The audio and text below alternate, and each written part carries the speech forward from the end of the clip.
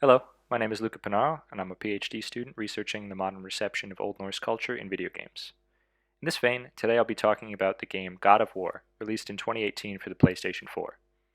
This game is the latest title in the God of War franchise, which has been a flagship series of the Sony PlayStation consoles since the first game in 2005 was released for the PlayStation 2.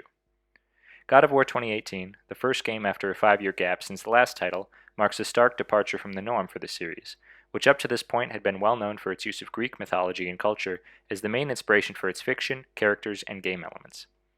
Players control the character of Kratos, a Spartan warrior and, as is later revealed, a son of Zeus, who is manipulated by and betrayed by Ares in a narrative of epic tragedy that sets Kratos on a bloody path of vengeance against the gods.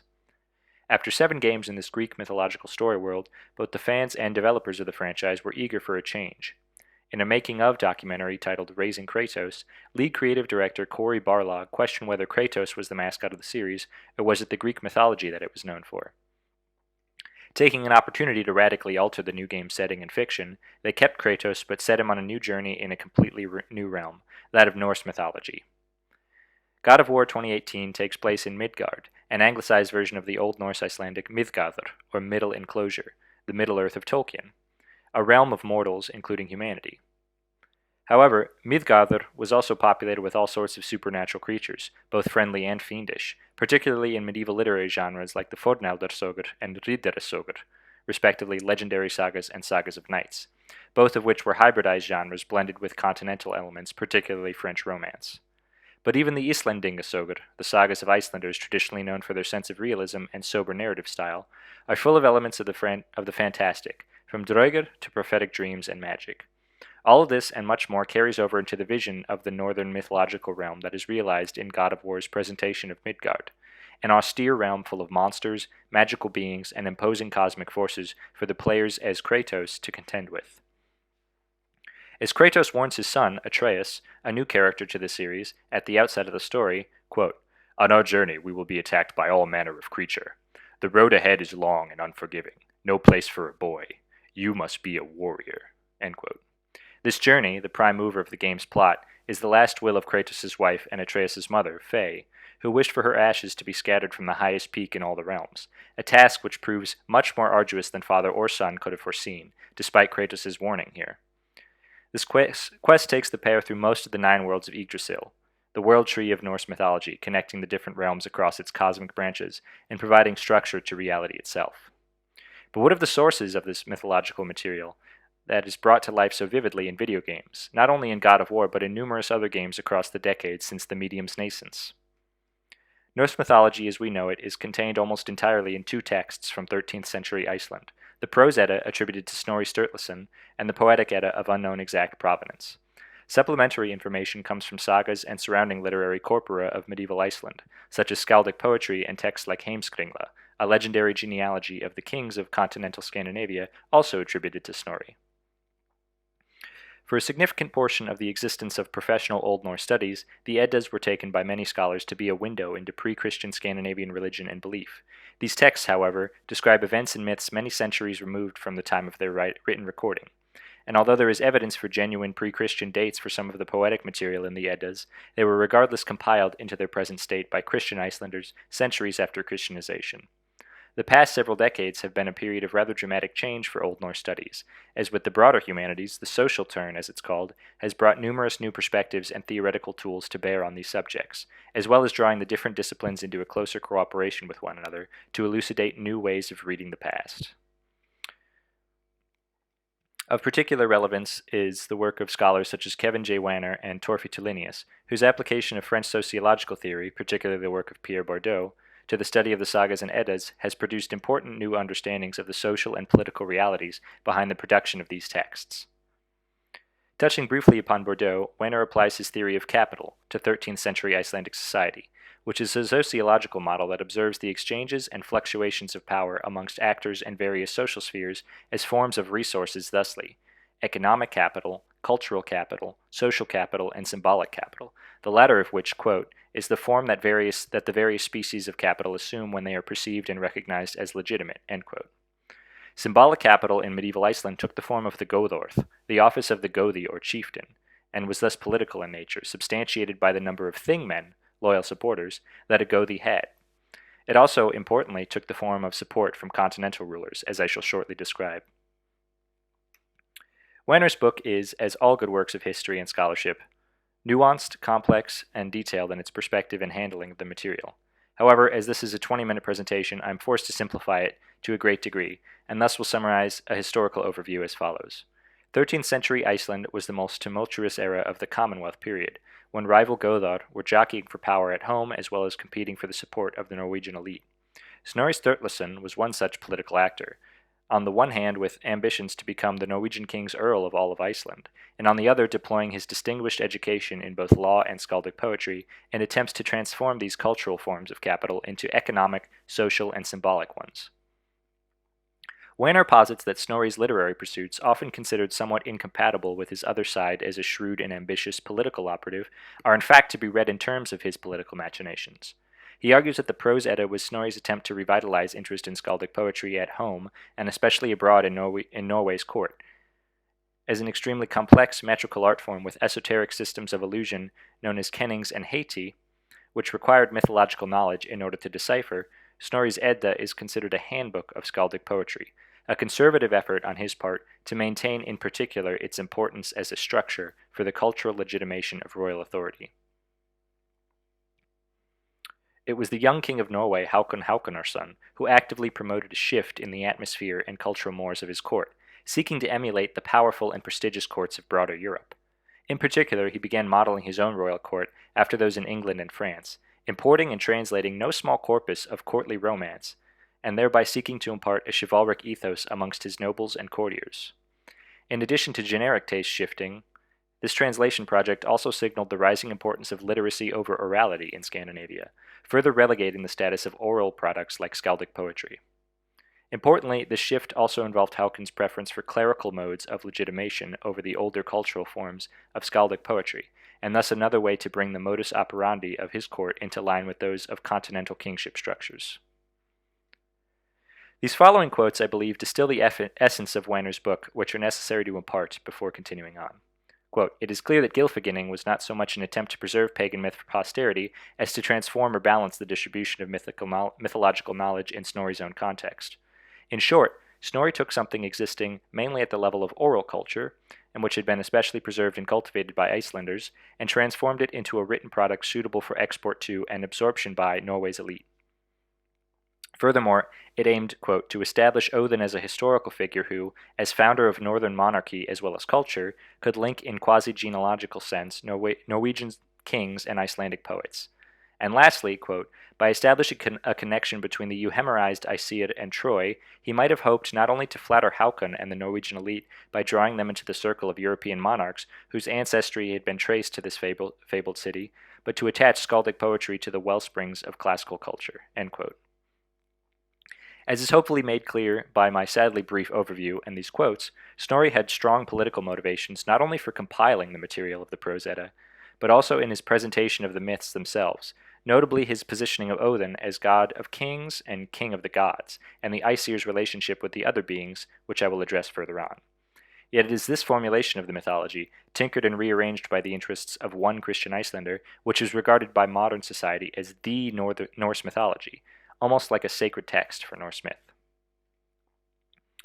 Research into the pre-Christian religions of Scandinavia, such as place name studies by Stefan Brink and work by Terry Gunnell into the veracity of the idea of a Norse pantheon having existed at all, has called into question Snorri's presentation of the myths and gods as well. Brink collected and analyzed theophoric place names across Scandinavia, showing how surviving names indicate the important supremacy of certain deities in certain regions. For instance, Thor place names are widespread in parts of Scandinavia and especially in Iceland, where to this day many Icelanders are named after him. However, Odin is nowhere to be seen in Icelandic place or personal names, and there are only a handful of his sacred sites in Norway itself, whereas there are many more in southern Sweden and Denmark. Terry Gunnell has built upon this research, as well as perceiving the heavy bias informing Snorri's presentation of the pantheon headed by Odin, to argue for a more cautionary treatment of the literary sources traditionally looked to for the information about Norse myth. Both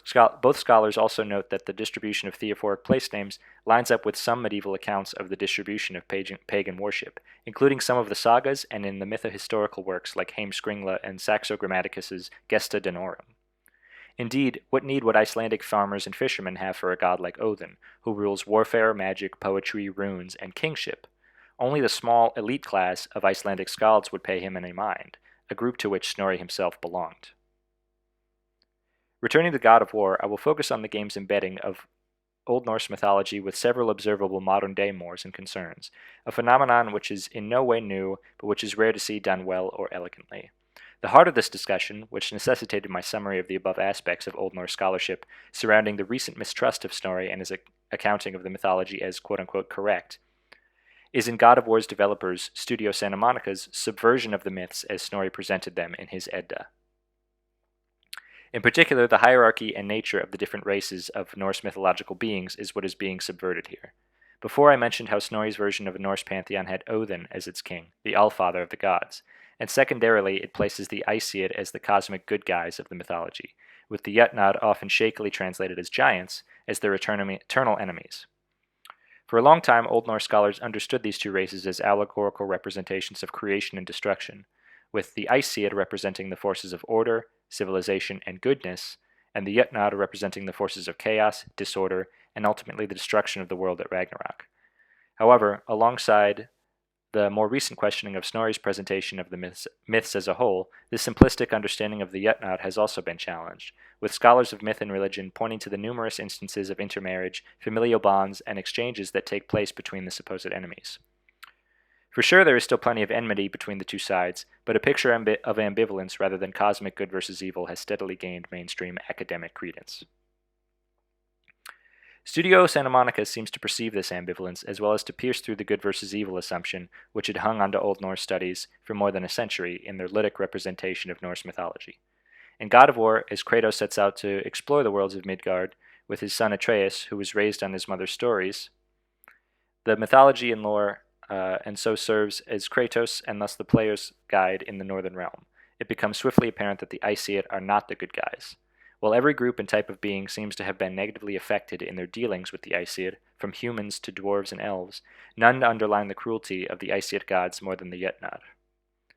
As in the medieval sources, the Jötnar were the first sentient beings to come into existence, and Ymir is the primeval Jötun, from whom all life, including the Aesir, is descended.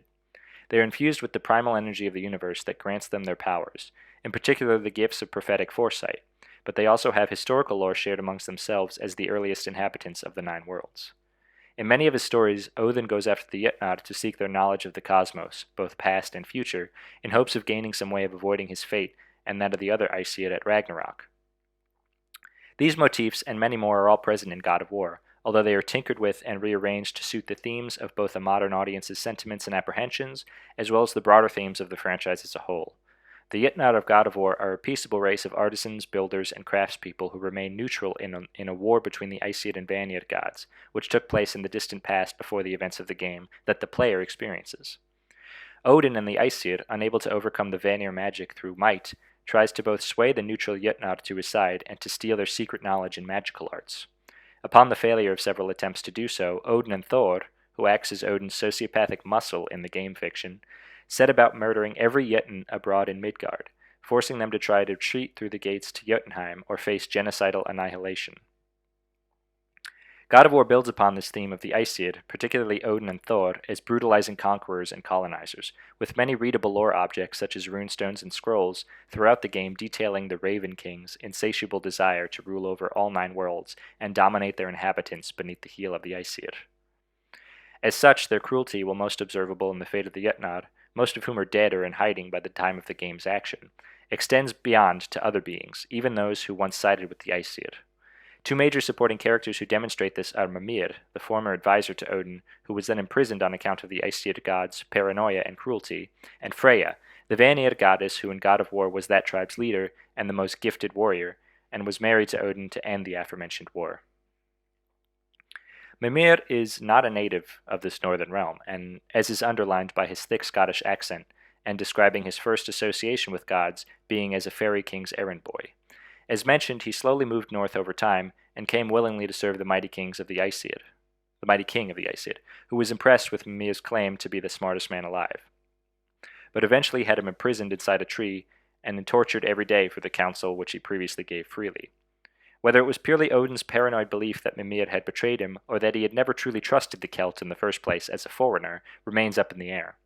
It was noteworthy to me, however, upon first hearing Mimir speak, that he was Celtic and enslaved, given the history of Scandinavians' enslavement of Celtic peoples in reality, particularly during the Viking Age. Genetic tests on the population here in Iceland have proven there were many more people than just those Norwegian noble families named in the foundational texts of Landnámabók and Íslendingabók, who must have brought households and many Celtic slaves to create the significant genetic impact researchers have found. Freyja is another interesting figure to look at. As mentioned, she chose to marry Odin in order to end the war between Aesir and Vanir, but this was not a consensus decision apparently. After Odin convinced her to teach him the special form of magic she is associated with in the myths, called Seidr, he no longer needed her and their relationship soured. When she breaks off their marriage, Odin cursed her to forever be bound to Midgard, unable to return to Vanaheim, and thus unable to make things right with her people, many of whom viewed her marriage as a betrayal. Margaret Schabel has analyzed this portrayal of Freyja, balanced with recourse to her nature in the medieval sources, through the lens of post-colonialism, describing her as a colonized woman. She is especially vulnerable, for Odin has also removed her Valkyrie rings and thus stripped her of her ability to fight, while she is exiled from both Aesir and Vanir and stuck in Midgard with no allies to speak of. Alongside her discussion of similar female characters in modern Viking narrative, Schabel's perspective fits well in my analysis of the Aesir of God of War as conquerors and colonizers, as aspects which can be read in the medieval sources, but which are brought into relief and underlined in the game developer's presentation. As I described, Kratos himself is a foreigner in these lands, being of Greek origin and being too concerned with not destroying another family due to his rage and lack of control to learn about his new home. This aspect is the topic of an article by Stephen Conway, which views the latest God of War as a departure from the norm beyond its change of scenery from Greek to Norse myth, but also as turning over a new leaf for Kratos, whose toxic masculinity and flat, rage-driven motivation had defined the series up to this point. Kratos taking the risk to become a father again, after Ares tricked him with an illusion into killing his first family in the original game that set him on the path to vengeance, reflects the life of Cory Barlog, the creative director of most of the games in the series, who himself had become a father and experienced firsthand the radical changes it brought. Conway demonstrates how God of War 2018 not only illustrates the terrible repercussions of toxic masculinity, but also offers remedies to it. This is exemplified in many scenes of Kratos struggling to connect and show affection to Atreus, which finally results in a touching moment in the denouement of the story when he finally puts his arm around his son as the two spread phase ashes from the peak of Jotunheim. Throughout the game, his struggles with fatherhood and the dangerous path Atreus begins to tread that warningly resembles the rage-filled tendencies of his father's earlier life, the father-son duo are mirrored by Freyja's relationship to her son by Odin, Baldur. Their relationship is extremely toxic, marred by Freyja's overbearing protection at his birth when, instead of Frigg as in the medieval sources, Freyja foresaw Baldur's untimely death and beseeched all things in the world to promise no harm to Baldur. In a clever twist by Santa Monica Studios, his invulnerability also comes with the side effect of being completely numb to all sensations, both pleasant and painful, and causes him to deeply resent his mother for her meddling, even going so far as to try to murder her on multiple occasions. Freyja, who helps Kratos and Atreus on their journey, sees herself in Kratos and warns him to learn from her mistakes in parenthood. Like any text, God of War reflects the society and time in which it was created. In cases of reception and retextualization drawing consciously on a past corpus, this reflection becomes twofold: our perceptions of the past that is being transformed anew, and the embedding of contemporary mores and concerns into that past. I briefly discussed the complex social history behind Snorri's compilation of the Prose Edda, which is one of our principal sources for Norse mythology, and how his presentation of this material has fallen into doubt more recently. Being free from the baggage of a long history of scholarship attached to academic Old Norse studies, with its many assumptions that have gone unquestioned for a long time, Santa Monica Studios was able to more freely interact with the medieval literary sources, though in translation, and arrived at their own conclusions that mirror more recent trends in the academic field. Concerning the embedding of new sentiments and concerns into this old mythology, I have referred to some other scholars who described post-colonial attitudes and trends from feminist thought, and described my own observations on topics of foreignness and racism exemplified in the villainy of the Aesir. I personally think it is quite poetic that a jump to Old Norse mythology for the God of War series is consciously dealing with themes of post-colonialism, racism and intolerance, feminism, including feminist critiques of toxic masculinity and the promotion of a new understanding of healthy masculinity, parenthood, etc., considering that Old Norse culture has been tenaciously plagued by white nationalist and supremacist ideological usurpation.